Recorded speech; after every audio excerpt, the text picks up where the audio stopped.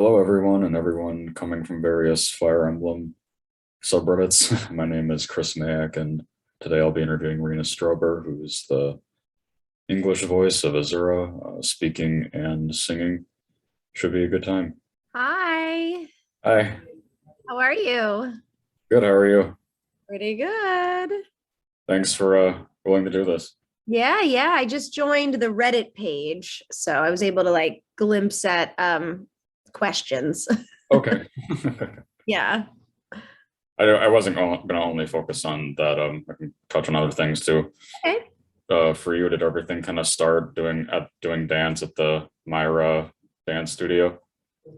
Oh, Mrs. Kennett. Oh my God. Um, yes, I was 4 when I started dancing. And then I started talking a lot during ballet and quickly learning that you're not supposed to talk in ballet. But then realizing I wanted to be on stage, but talking. So yeah, that totally, totally started everything. And what was any kind of first paid acting job that you had then? Actually, when I was younger, I started acting in Manhattan because I lived outside the city, but I would go in and I did some like after school specials when I was 12 and 13, like don't do drugs and don't drink. And I would film those little movies. I did commercials. So I was about 12 or 13 when I started to sort of do a working actor stuff. And then stopped when I was in high school because I got into soccer and I wanted to do sports. So that was just a little bit. And then yeah, and then went to college, and then after college went back to be a professional actor. Okay. And I know one of your first credits was something called Jacob's Gift. Oh my God, you dug deep. Yeah, that was right out of college. It was a movie for PAX Television, which is used to be this like Christian television Yeah. program. And I was hired to be the Virgin Mary. And I was raised Jewish. So I was like, is she the one? Like, which one in Jesus Christ Superstar is she? I don't know which is which one. And the craziest story is that like we were shooting on a sound stage in a barn, and they had me with the head thing and a real baby. There were 2 girls named Hope and Faith were the babies. And in the back behind me was a barn door where they had a horse to like add to the movie. And at one point, and it's a pretty Christian set, like it was a religious set. And I'm like doing my scene and I hear like cut, we have to wait. And I was like, what's going on? And I turned behind me and the horse was very excited by the scene. And then we had to just wait for the horse to go down. And I was like, this is awesome. It was pretty epic. Yeah. So then would how you got into SAG be in Law and Order? Yeah, I think that was my first SAG job in 2000 like 3 or 2004. Yeah, that was. My God, you know more about me than I do. I just noticed that you hadn't really talked about this stuff, so Yeah, no, I mean, sorry, let me just yeah, Law and Order. I felt like I finally was a Broadway actress when I was in a Law and Order because every New Yorker, like if you were a Broadway actor, you really weren't a Broadway actor until you did your Law and Order. Mhm. Um, And was it always kind of a goal for you to move to LA? No, I'm a New Yorker. I love New York. I'm like 3rd generation New York. I just sort of gotten burnt out a little with theater and I got really into voiceover. And at the time, this was like 2010, most of animation was here in LA. So that's when I moved. It's since shifted, everything's virtual, especially in the last few years. Everyone has a studio in their closet. So but no, I'm not the biggest LA fan. I'm a New Yorker. I still live in LA, but I'll always be a New Yorker. Okay. And did you get is the credit on Pokemon you had, was that in New York as well? Yeah.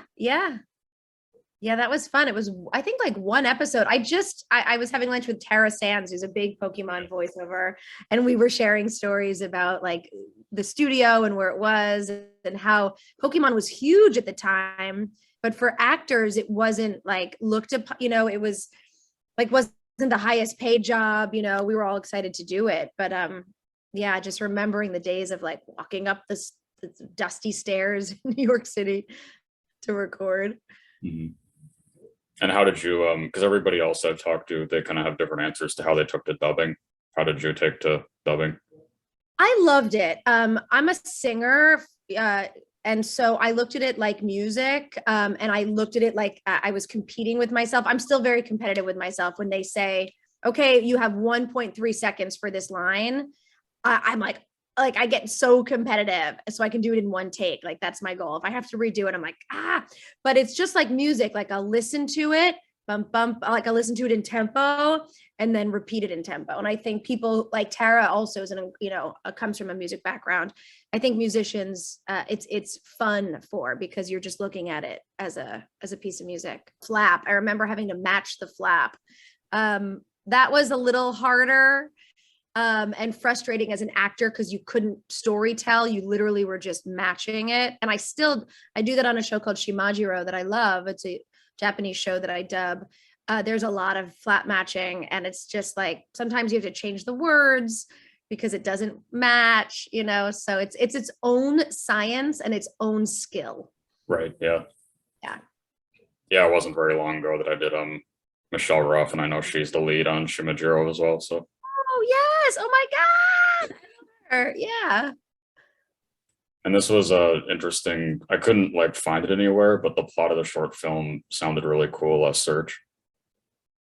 Oh my God. That was a Columbia grad film done by one of my still closest friends. It was about some kids who find a dead body in a dump and yeah. Oh my God. That was amazing. I love New York. I miss New York. You would do these crazy things all the time. And yeah. Oh, memories. It's sort of related to that, I guess. But I mean, one of my signature questions is always asking what is the darkest headspace you've had to go for a role. Ooh, well, I was dead in that. So it was really no headspace. It was just stay still, stay still. The darkest headspace, I'd say Into the Woods. I mean, do you mean in everything or just video games? Just in general. In general, because I can answer it with both. In general, Into the Woods, which I did a few summers ago, and I got to play the witch, which was a dream role. And she watches her daughter, Rapunzel, who's not really her daughter, and she stole her, but she raises her like a daughter, and she watches her get trampled on by the giant. So, and I just had a baby at the time. Well, my daughter was like 16 months. So it was hard. It was hard as being a mom and having to really imagine witnessing that. And it was very different because I was a mom. And then in gaming, Republic, which was one of my favorite games that I did, there were a lot of these really heavy graveyard scenes. Mhm. And Chris Zimmerman, who directed me, who actually directed my first Fire Emblem game, she knew me personally. And so she brought me to a very dark place in order to get the best performance out of me. So when you got to LA, what was the first paid acting job you had there? Probably Heathers. I did Heathers the musical here, the original cast before they went to New York. And then Republic was my first big game here, where I was like the protagonist of this big series. I think I have it behind me. Yeah. And I usually am in my Republic hoodie. I was doing the facial mocap. So I was learning how to do that. Yeah, those were probably the two big ones. And then I went on to live in Maddie with the Disney Channel. After actually was it during Heathers? Might have been during Heathers. Yeah. Would your role in as Emma and Trails kind of be sort of earlier too? I mean, the last 10 years is a blur. I mean, between COVID and a child, like I don't, I'd have to go look, but yeah, it was, at first I did Persona 4, and then I think Trails. I think Emma came up after that. And then there was a big, there's a lot of time between the Trails. So I got to revisit her because I think production companies were changing hands and we weren't sure if we were keeping our parts, and thankfully we did. Yeah. I think that was all within the first few years of LA. Yeah. And on talking about Persona 4, how could you relate to Konami at all? Oh my God.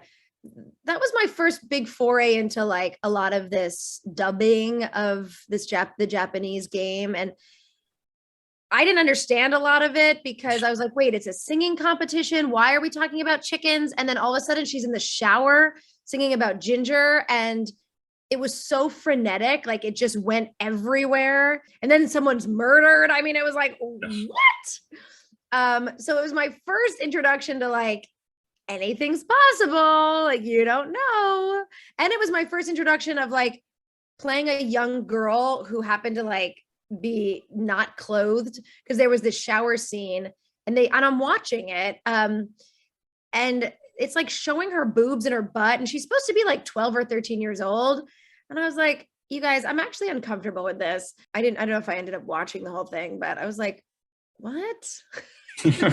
Gross. And then they used some of my lines, they picked them up and put them in a recent game or a sequel to it. Okay. I think Konami came back, Mhm. but I never understood what she was about. But it was fun, and it was exhausting. Doing her voice exhausted me because it was really high pitched, and it was everything was big. There was no subtlety. But it was fun. I love working. Yeah, well, that is one of my other signature questions, asking what do you think is the most difficult voice that you've had to sustain? That and boy voices. When I do like young boy voices, I do a bunch in Shimajiro, and it's not that it's hard to sustain. It really wears you out. You can't do it for more than like 45 minutes because you're rasping and you're vocal frying. I have a lot of like Michelle Ruff does Shimajiro, and like she's fantastic. So, but I think everyone's different. For me as a singer, if I can place it high and where I would sing, I'm fine. But when I get gravelly and like throaty, my vocal cords are like, no, you're done. Well, that is also something that I think is especially interesting, is that a lot of other voice actresses that do boy voices as well, they kind of have different processes for it. Do you have a particular one? No, I don't warm up too much because I want to just save it for the record. I warm down. I drink a lot of this honey loquat Chinese syrup. No. And then I just ask to do it at the end of a session, because I think like when I do Shimajiro, I play the mother. So we always know to end with Pantero or one of those little boys, because I can't go back to a clear mom character after, because I'll need some rest or some whiskey. How'd you become involved with Sailor Moon? Did you audition for a number of characters? No, that was a gift. My friend Susie was directing them, and she knew me, like we know each other personally. And then we'd met up again at a party, and I was like, oh yeah, I live out here now and I'm doing VO. And she was getting ready to record all those crystal things, and she was like, you're a singer, right? And I said, yeah. She goes, can you do a high like laugh? And I was like, yes. And then I think I just might have done the laugh for her, and she was like, I need someone who can do that laugh. And I had never played a villain, and she's like, would you be interested? And I was like, are you kidding? Please, I play the sweet little kid all the time. Like, give me the villain. And I went in and yeah, just had a blast with that. Yeah, that was super cool. And I'm so grateful to Susie for thinking of me. Mm-hmm. Well, I know you said before that you were kind of basing your character off of Kim Cattrall in Sex and the City. Yes. Oh my God, I totally was. Yep. Still stand behind that comment. How do you think you could personally relate to Esmeraude at all? Oh my God. Possibly as a teacher. Like I used to teach kindergarten, and sometimes I just could not take them. And so there are these times where Esmeraude just hates those little kids. I mean, she says what I think a lot of teachers are thinking. And I think everyone has like an inner diva, like I love when like Esmeralda's in her champagne bath, but I would never act on any of those impulses the way she does. And I love dogs, and she hates them. My laugh is pretty loud, my voice is pretty loud in general. So, but that's about it. I didn't want to talk about some of your live action credits, what do you think is the has there been a case where you've been like really starstruck or daunted in terms of who you've worked with? For on-camera stuff? No, because I've mostly been working on kid shows. So no, I don't get starstruck too much unless it's a musical theater person. But I've gotten to work with like some of the greatest people in the world, and you just realize quickly that once you realize that your heroes are human, it changes everything because it allows you to learn from them. Although when I was doing Waiting in the Wings, this fantastic movie musical that then we had a sequel to, we had like celebrities on set like all the time because there were all these cameos. Lee Merriweather, who's Catwoman, we ended up getting very close because she was in the film a lot. And then Sally Struthers and Cindy, what's her name from Laverne and Shirley, Ed Williams, yeah. Williams. And I mean, I've come to admire my heroes, but I don't hold them in a place that's unattainable because that puts me very much below them. And I think it's important to in order to learn from them, you need to look at them equally. I mean, I don't think I'm as cool as them, but I don't let them know. What was your experience on Veep? Oh my God. Actually, maybe I did get a little starstruck on Veep. I forgot about that because Julia Louis-Dreyfus was on set that day at Video Village watching our scene with David Mandel, the showrunner, and the writers were sitting behind them. So I was doing the scene, and we did that scene for like 2 or 3 hours. Like they were throwing ideas out. And when I met Julia Louis-Dreyfus, because I grew up with Seinfeld, and she was so kind and unassuming and tiny and throwing funny stuff out. But I knew if I let myself get starstruck, I wouldn't do my best work because we were improvising. So I just like introduced myself and went and sat down, and me and Tim and Jonah, or Tim who played Jonah, and Reed who played the other guy. I just was like, hey, we're all here. We're all, like, and it was great. And I think that's why we got the best work. Yeah, now I mean, I worked with Jason Alexander, speaking of Seinfeld, for a long time. That might be a little starstruck, but he directed me in a show. So we were rehearsing every day together and then touring with this show. And he's on my album, and I see him more as a friend. But sometimes like when we're out and people are like trying to get an autograph or a picture, sometimes I just wonder like, what's that like? Yeah. Like that'd be cool to experience that for a minute. But I do that more. And I fangirl with Jason because he was on Broadway and he won a Tony Award and he worked with Stephen Sondheim. Like, that's why I fangirl. Yeah. When we were recording my album, he was singing next to me and I was like, Jason, I knew all along. Like, I never bring up Seinfeld or Pretty Woman or anything like that. I'm just like, he worked with the greatest of the greats. Yeah. And when you were in New York, did you cross paths with Bernadette Peters ever? We did. Well, I actually crossed paths with her in Aspen. I was in Aspen doing a concert and she was there too. And we were both at this dog shelter at the same time. And we ended up sort of like, I mean, she to me is who I always wanted to be. So, but we ended up being friends, and she would take me to her dog shelter in Brooklyn, and she sent me to her hair person. And we ended up just like becoming friends for a bit. And that was amazing. Yeah. I kind of normally I'm kind of like a rock person, but there are some like music like stuff that you record that I enjoy too. So that means a lot. Thanks, Chris. Yeah. Whose idea was it a while ago to do the Crazy Train? Oh my God, that was mine. I had entered this contest when I moved to LA, this like contest in the Sherman Oaks where like it was this performance venue, and every week you would get up and sing a song, and the winner of this like 8 rounds of this thing, they would make your music video. And I was like, that's cool. So I won, and I decided to reimagine a rock song. I'd always wanted to do it. And my older brother was like, do Crazy Train. And I was like, that's cool. And then they made this video and it was terrible. I was like, I don't want to put that out into the world, but I'm going to take some of it and then redo the whole thing. So all the parts with Tina Guo, who's like the greatest electric cellist. She's on every soundtrack you can imagine. that footage of her and then like me crawling on the ground was all that other video.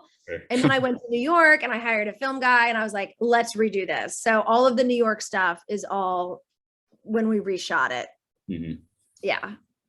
Have you thought about singing other like rock stuff too? Yeah, I had this idea and I never did it, to film a music video for Under Pressure. Oh, Yeah, I love that. It's just, yeah, I love reimagining stuff, especially like metal or hard stuff. And then you hear it and you're like, what? Is that what that is? mm-hmm. So going back to voiceover too, before I started on Fire Emblem, is there much of a standout with doing incidentals for the Nier and Final Fantasy games? Final Fantasy was amazing because I love Keith Farley, the director. And you know, I didn't know what I was recording when I was recording it. They don't tell you. But then I figured it out. Like within a few lines, I was like, oh, I know where we are. But they legally can't tell you. So that was cool just to be part of that world. And I played mostly like little kids that you'd meet along the way. I mean, I was totally a utility there. And then the Nier stuff, I don't like, I saw it on my resume and I was like, what's that? Did I do that? Like, again, and I'm not the first person to break the news, but we're not told what we're recording most of the time. Right. Because of NDAs. So I didn't know. I don't even know what I did in that one. I think it was more military. Is that a military game? Yeah, there's stuff like that in there. Yeah, I think I remember doing it at PCB, and I remember the session. But yeah. Okay. Oh no. So for those who aren't aware, how did you become involved with Fire Emblem for the first time? I had just been doing Republic. So, and Chris Zimmerman and I were becoming friends, and she knew I was a singer. So I auditioned. She sent me the audition or through my agents, and I had to do some lines. And again, they don't tell you what it is. They just give you a character description.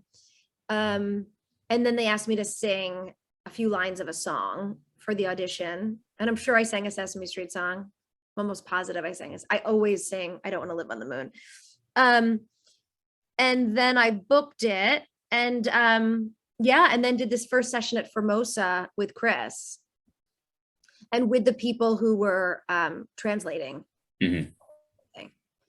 Yeah, and I've spoken about it before and how when they first translated it, they didn't have the music in mind. So a lot of the emphasis was on the wrong syllable, which there's still some parts of it. So it was cool. I got to actually work in the session in finding ways to get the right emphasis where the downbeat was. Otherwise, it sounded really not right. And I knew at the time this was going to be something important, and you can't let people down. And people aren't going to attack the people who translated it. They're going to come after the voice actor, like it's our fault. So it was really cool to be involved in making it work. And as a musician, I loved that.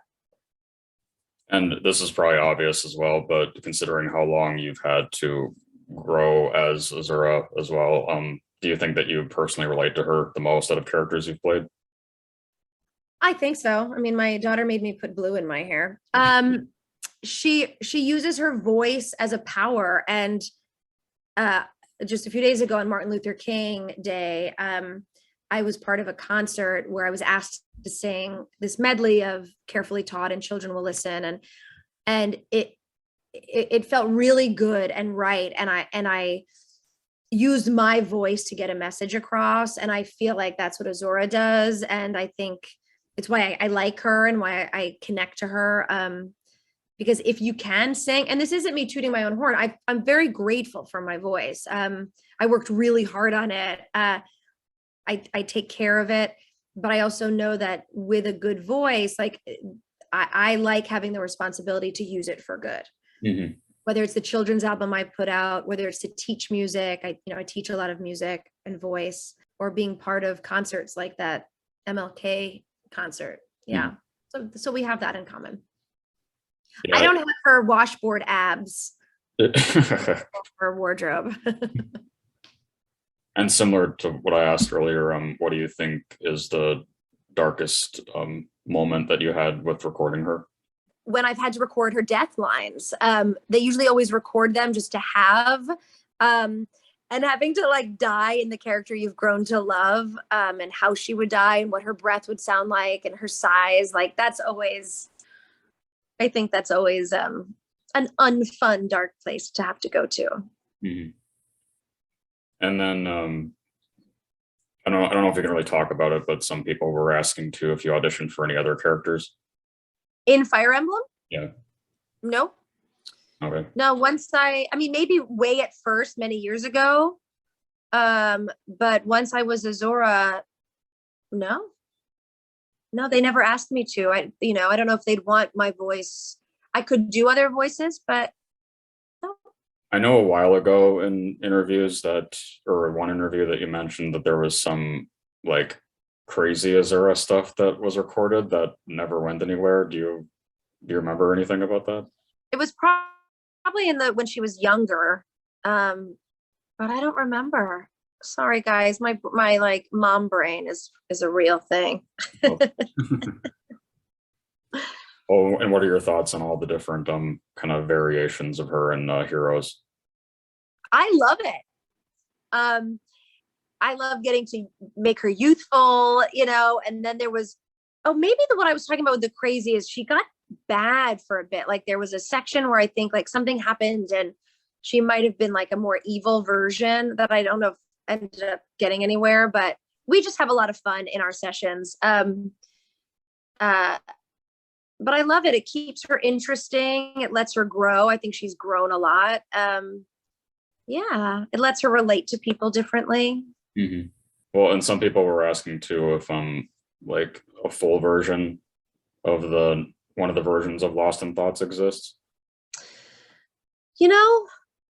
I don't know. I know people ask me that all the time, and I'm like, tweet Nintendo, because if you want it, they need to make it happen.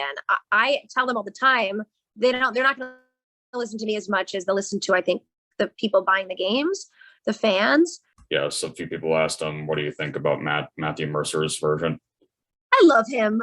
I love everything about Matthew Mercer. We've worked together in so many games.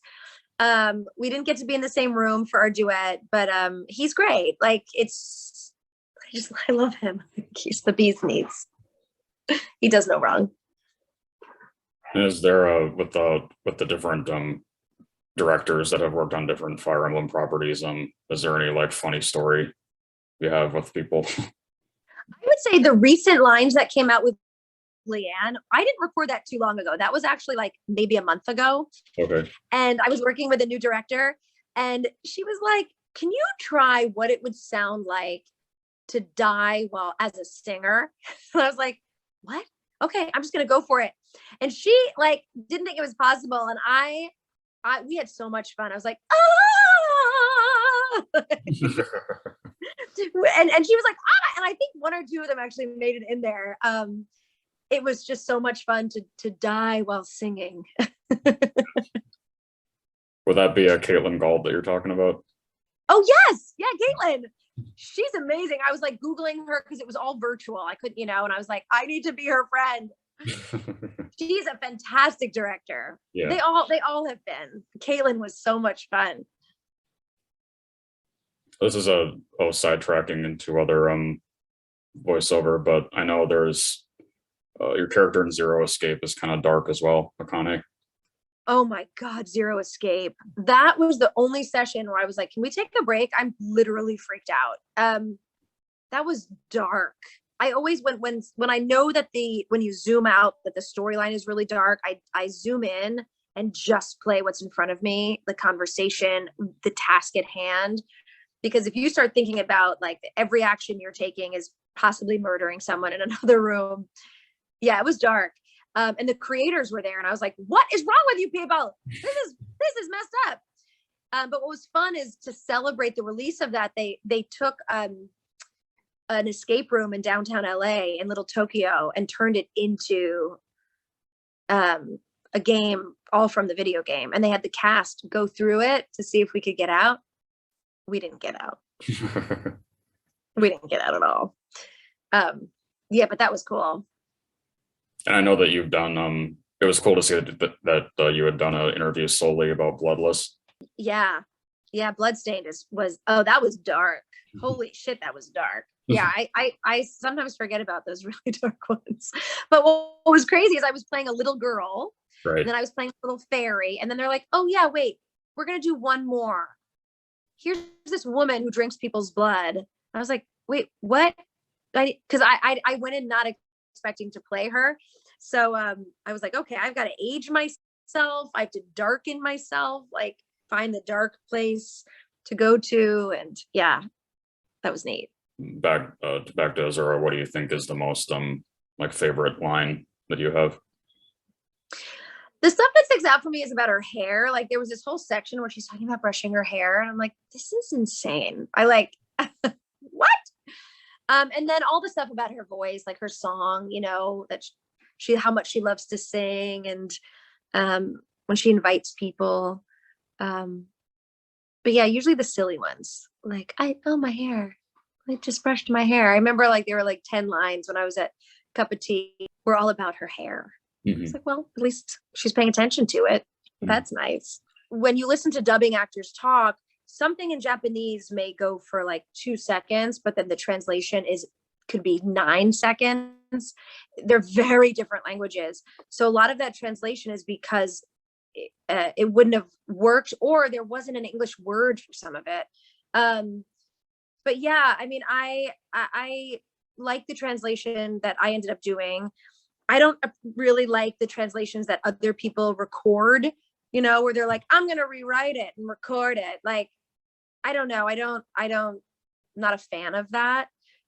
Because the way it was done by the creators of Fire Emblem. And I think that should be what's recorded, unless you're making a parody, you know? Like, oh, my blue hair is so nice, I brush it all day. Like, but people will go and just like think that they can do it better, and that always bugs me. It's a silly pet peeve of mine.